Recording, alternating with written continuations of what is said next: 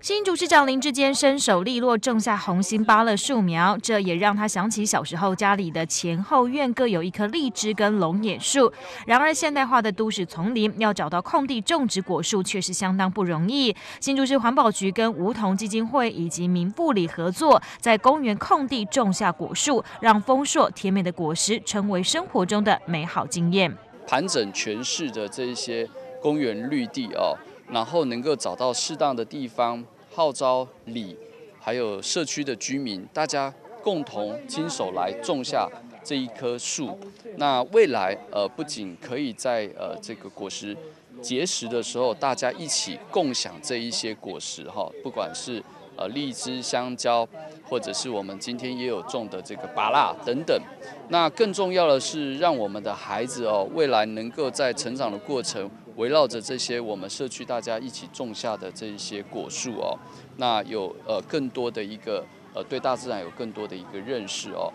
种家树活动在民富里里长沈朝旺与民富社区理事长杨志成的号召下，里民们聚集在民富公园，聆听梧桐基金会讲师解说如何种植果树，里民也频频询问照顾果树的技巧。国外的食物森林的概念，因为当它是果树，当它是家树的时候，每一个家户、每一个个人都会觉得很棒，我想要去参与这件事情。因此呢，我们就在台湾推动。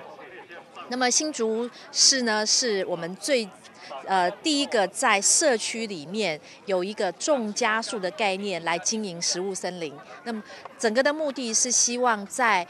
解决环境问题的同时呢，让民众觉得非常的有趣，同时当它收成的时候，民众觉得我种树可以很快的得到好处，可以解决饮食的问题、粮食的问题，所以它是一个做一件事情就可以得到多元好处的。民富公园目前还是新竹看守所所属用地。民国96年，在里长的争取和新竹看守所签订无偿使用绿美化契约，在社区环保志工的努力下，成了老少运动休闲的民富公园。这边是属于他们在使用的，